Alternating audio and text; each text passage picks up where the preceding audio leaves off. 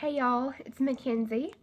I haven't filmed a video in a very long time, and I have kind of a cold, but today is going to be more of a different kind of video. It's actually not about makeup at all. I'm actually sitting down in a chair, and I'm about to tell y'all, I don't know if I should call it like my testimony, or just like what's been going on with me the last couple of months, or I don't know. But God was speaking to me and told me to tell y'all, and in the words of Milena Ciciotti, I'm going to be a good Christian and tell y'all. So to get started, I guess I'll say, hey, I'm Mackenzie. If you're just glancing at my video right now, I usually post makeup videos and just about beauty and stuff, but I do vlogs sometimes when I'm with my family. And I am a Christian, if you didn't know that. Okay, so I had my mama pray with me before I did this video, and I actually prayed because I am very nervous about doing this video. Before I kind of get into depth with y'all about what happened, I'm going to kind of explain something to you. A while back, I was watching some YouTube videos on YouTube, obviously, and I really liked this channel called, is it called Morgan and Paul and Morgan, something like that. And she was telling her testimony, and you know how like you see the little title, and you keep scrolling, going past it. That's what I did. Well, then I felt like God kept telling me to watch it. I needed to hear it, and so I was kind of like, okay, Lord, because I don't want to be like Noah. I don't want to just follow Bow Wow. So basically, I listened to him and I watched the video, and the video is absolutely amazing. I would totally recommend any of y'all watching it. And it really made me cry a lot, and because I kind of had like a really bad like guilty conscience watching it. So as I'm watching it, I'm crying and all this, and I was saying how I wish I had a testimony, and I wish that I could do a video like that.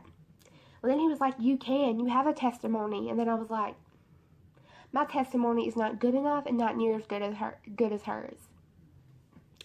And so then all this, and I was like, I felt like he wanted me to make it, but I was like, I don't think mine, I have like no story of like how something horrible happened or whatever. And I have like, like earth-breaking, shattering thing about what happened in my life that made me like seek God and all this. And so I was like, I just don't think I should. But he kept like, I felt like he kept pushing me to do it. But I still was like, I don't know. And I should have just listened, you know. So I basically prayed. I said, God, if you want me to do this video, please help me to find or to get a testimony that I could do a video about, because I feel like mine's boring. So Lord, just please speak to me and show me that you want me to do that. And he definitely spoke to me that night, but I was like, I need to know like that this is you. Okay, so basically a couple weeks later, I ended up in the ER, and I almost died after I prayed for a testimony. 2 weeks later, like literally, I was going through it, like what was happening, but it didn't hit me. And even after it happened, I still was like, I didn't understand, like, I didn't know that, like, it made sense until I was, like, in my yard one day. I was walking around, and I was like, oh, yeah, I remember that video. And then I was like, yeah, I watched that before I got in the hospital. And I was like, wait, I watched that video a couple weeks before I almost died from the hospital, and I plainly prayed while I was watching that video and crying that God would speak to me and help me to have a testimony that I thought other people would want to hear. How did I not see that? So basically, this all started on the 4th of July weekend, but it's supposed to be a wonderful holiday spent with family, celebrating our freedom. I was actually ended up in the ER. I actually had, like, I don't want to call it like these horrible stomach pains that happened. I think it may have been July 5th, but I'm not sure, but it was somewhere around that area. And I told my mom, and I hate going to the doctor, like, I hate it. Like, you ask anyone, I'd rather suffer through anything than go to the hospital. But my parents basically made me. They were like, sorry, but you are going to the hospital. This is not normal. You're young, you're supposed to be going through this. So they take me to the ER, and it was like a little bit late in the evening. They took me to the ER, and I stayed there for forever. Y'all know how hospitals are. So I get there, and I lay there for a couple hours. They do like an ultrasound or sonogram, whatever you call it. I'm not smart like that. And they do like an ultrasound on me, and they find gallstones. And I'm like, because it's very hereditary in my family. My mama had it out, my aunt had it out, my mom had it out, my brother has his out. Like, it's just very hereditary. There's like 19 in one side of my family who has it out. It's crazy. Anyways, so, and then they also tell me that my liver enzymes are high, or a little high. But, you know, I should have, but, you know, in a couple, I should notify my doctor and schedule a surgery to get it out. The doctor who told me this didn't alarm me that it was serious. He basically said it in a conversation, like asking me what I want for lunch. Like, it was a very basic conversation. So we leave the hospital. First off, I had to literally beg them to give me pain medicine because they didn't give me any. And so go home. The whole entire time, they give me one pain pill before I leave, which I had to ask for. Let me add that. And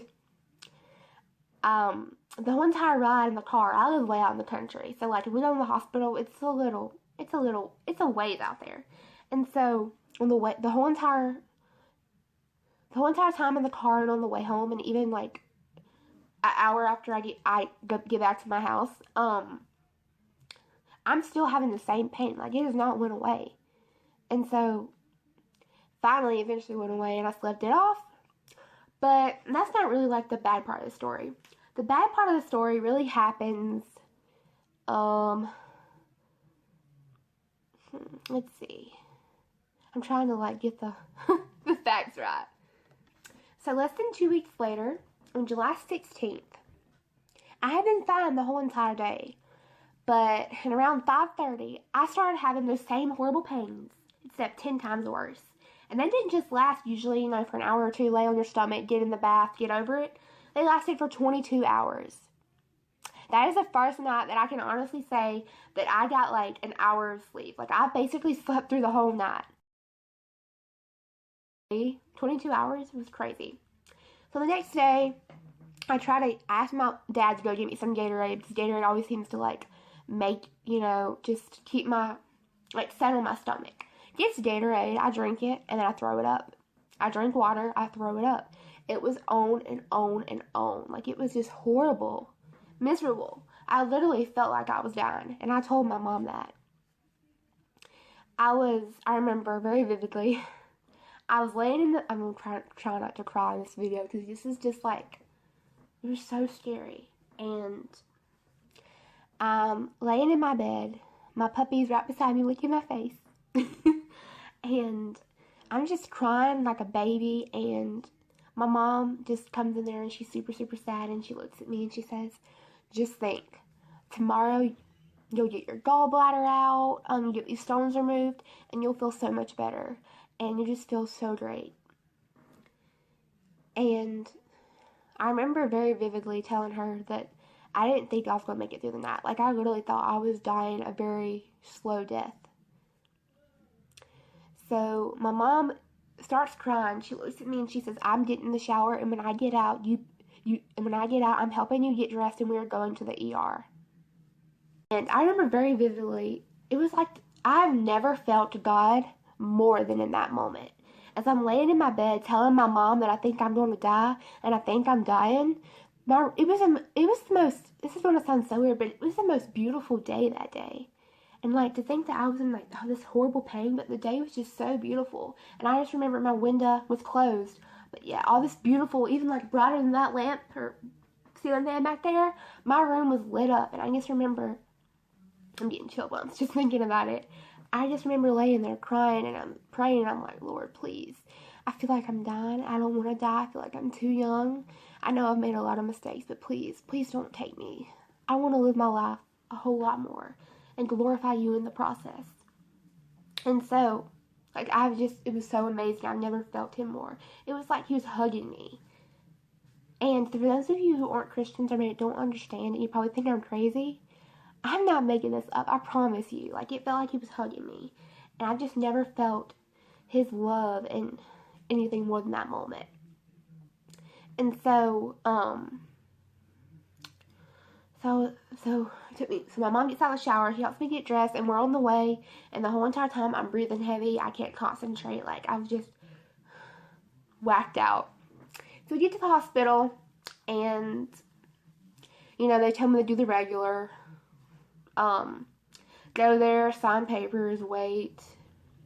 So basically, they made me pee in a cup, and not long after that, they called me back into the room, stuck me in with the IV, and told me that I was spending the night in the hospital.